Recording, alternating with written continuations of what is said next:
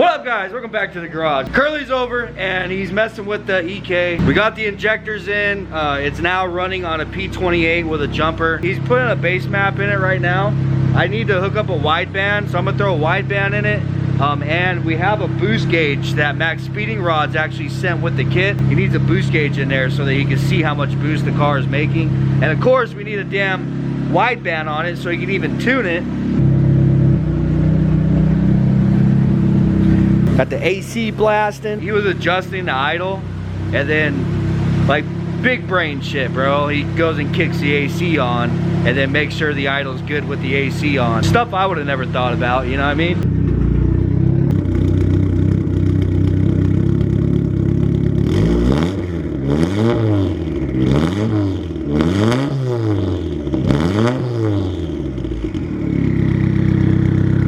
Unleash the beast.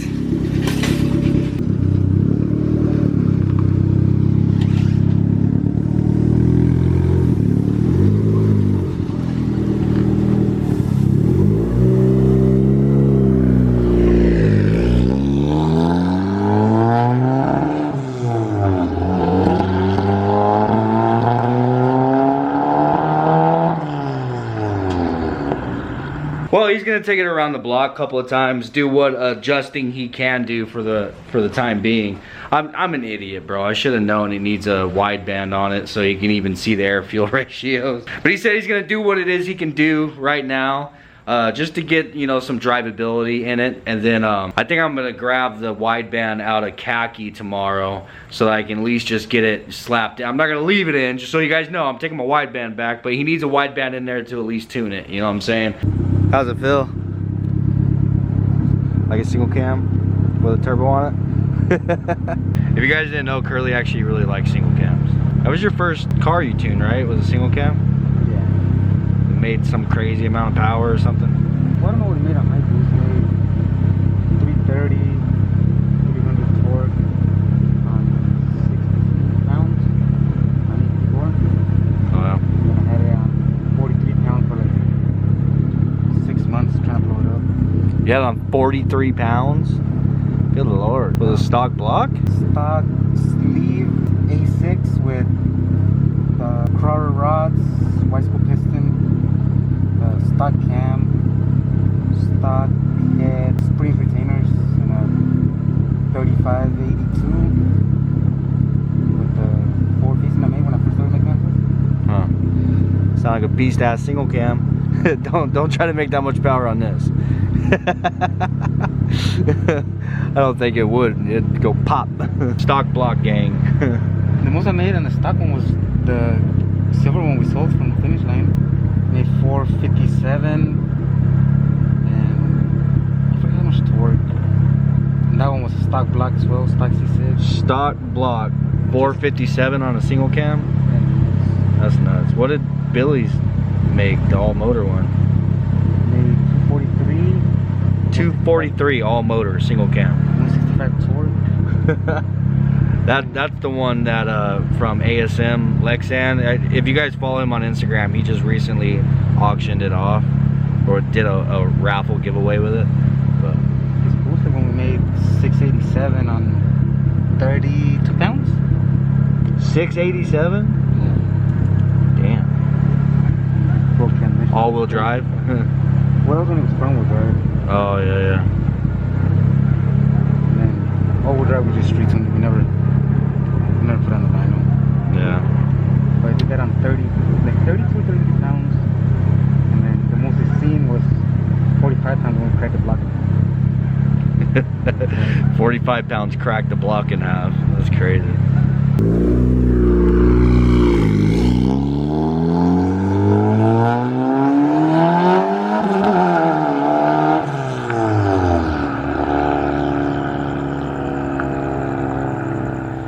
Well, it's the next day, man, and prepare yourselves for a sad sight to see.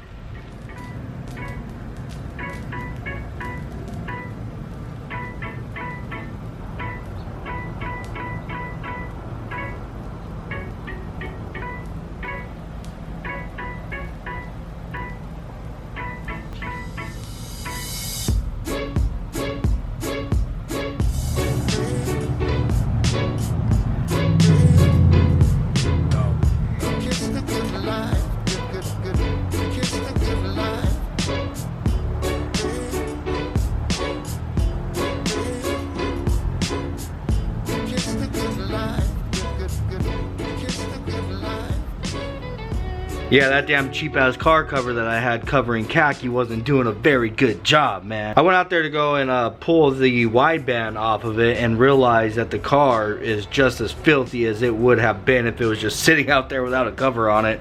I was like, yeah, I can't continue to let it just sit here like this. So, got it out front. You already know what I gotta do now.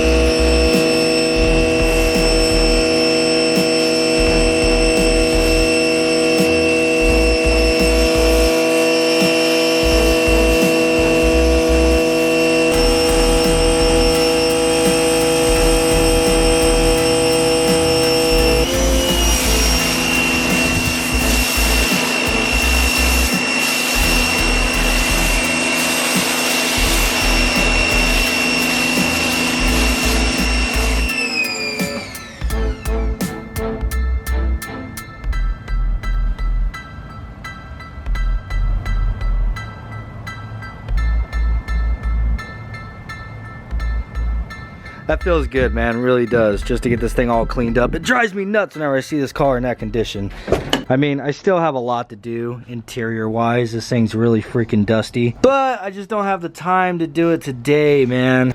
Got the engine bay all cleaned up. Believe me, whenever we get through this giveaway, I'm gonna be moving on to working on this truck, like full-blown working on the truck. Definitely gonna get some work done on this EP3. I want this thing to be just a really comfortable daily driver with air conditioning.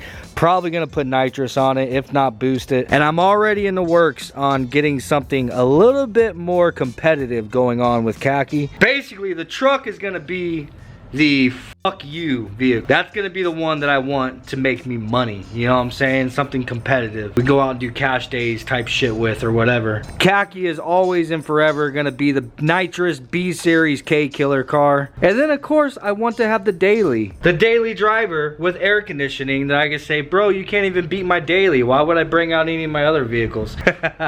Anyhow, for real though, those are gonna be my main focus, man. The truck, Khaki, the EP3, and of course we still have another project out back that I'm gathering parts on that is gonna be stupid ass exciting whenever it finally drops, man. I know you guys are all gonna love that. Anyhow, I got Khaki out front now, so the whole reason why I went out there was because I wanted to rob the my wideband gauge out of it. We got to get this thing out.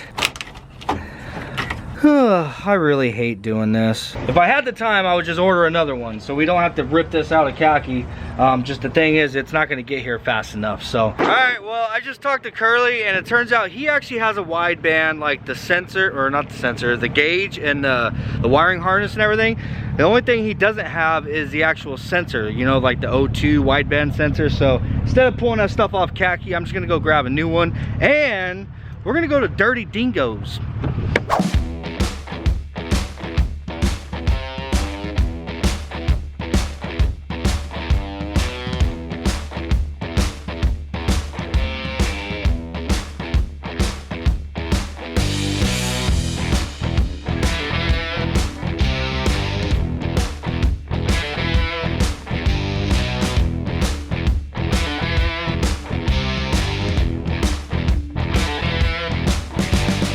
So we got ourselves a dope ass little box of goodies from Dirty Dingo. I can't wait to get to the house and show you guys what it is we got. But just pulled up the AutoZone, gotta run inside of this place and go grab ourselves a sensor. Everybody's out here all looking around and shit like crazy. There's a guy that came into the store. I'm gonna wait till I pull off a little bit. There's a guy that came into the store and went straight to the restroom, I guess. And they said it looked like he got stabbed or something, but like his insides were hanging out. Oh, dude. And there was like a smell, like the entire store smelled. I don't know, like I want to say it smelled like shit, but it was a little bit different than that. It was weird. Anyhow, only on the west side, bro. Only on the west side. Oh, there's the police. There they go. There they go. Hey, we had a report of a guy walking around got stabbed. All right, finally back at the house. Got a dope ass little dirty Dingo. It's like a catalog. Got all the stuff in here that they make, all the stuff that they fabricate and everything. So got that, got our sensor. What an experience at the Vato zone. Anyhow, ended up picking up our LS, our first gen S10 LS mounts. So finally actually have our mounts to be able to put the engine in the car, which they're really not far off from the factory mounts. But actually I think that this right here is pretty much the exact same as a factory mount. It's just this right here that gives you the adjustability, you know what I'm saying? Look at that dirty Dingo in there. That's sick, man. But another thing that I got that I didn't even know that they carried, bro, is like the you know, the accessory brackets for like the alternator, power steering, air conditioning. So they have a variation of like everything, right? Look at the LS really quick. Ugh. So you see the pulley that's on the front of this? This is a truck pulley, and I guess they have 3 different kinds. There's the truck, and then there's like the Camaro and probably like Firebird, and then there's Corvette. So do you see how far this sticks out? It sticks way the hell out here. So my alternator bracket that I just got from them is gonna put my alternator up here out of the way. But they have 3 different variations, and that's for the spacing. So you would think that I would need to get a truck, like the wider bracket for the alternator. But they explained to me like the difference in them and everything.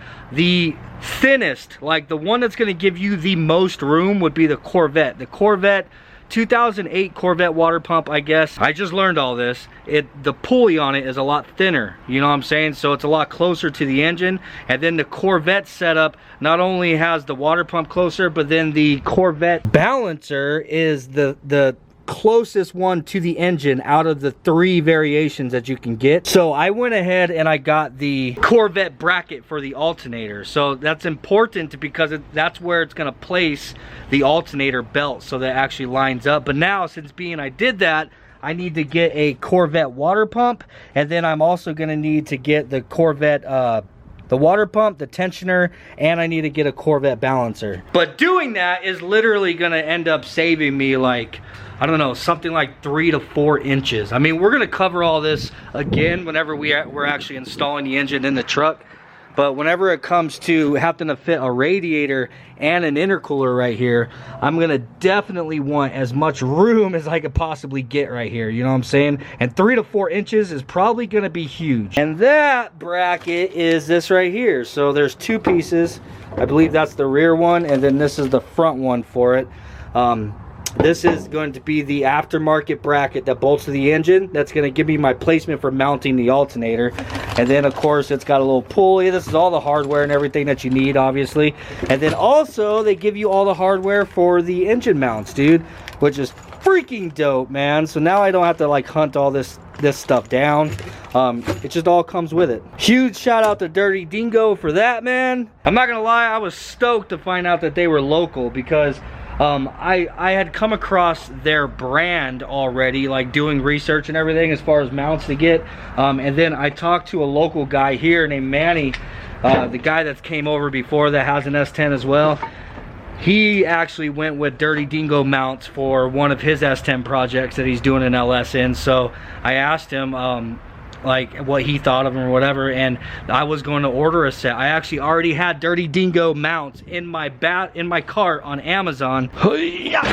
But then Manny told me, he's like, bro, you know they're local, right? You can just go right down there and go pick the stuff up. So, which no, I had no idea, but I was definitely stoked to find out that they were local. I mean, you guys know how it is. It's always dope to be able to support local companies. They were crazy ass friendly in there, and I told them what it is that I'm wanting to get into with this truck. The whole small tire, no prep thing, and anyhow, super freaking cool people, super friendly people, and knowledgeable. When they told me like what spacing do I have, whether it's truck spacing, like what it is I just explained, I was like, bro, I have no idea, man. Please do like inform me what it is you're referring to. And the dude literally broke everything down to me and made me understand, and which was super dope, man. a lot of companies don't take the time to do that kind of thing. Anyhow, I'm gonna have all of the information for Dirty Dingo down in the description down below. If you guys are looking for any kind of LS bracketry or any of that kind of stuff, just go check out their website, dude.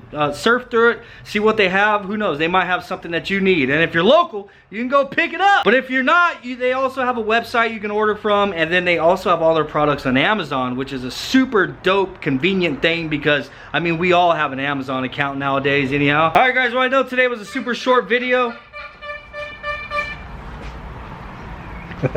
He just waves at me and smiles. Anyhow, I know today was a super short video. I have a lot going on at the moment, behind the scenes type shit, and I have a crazy busy weekend ahead of me.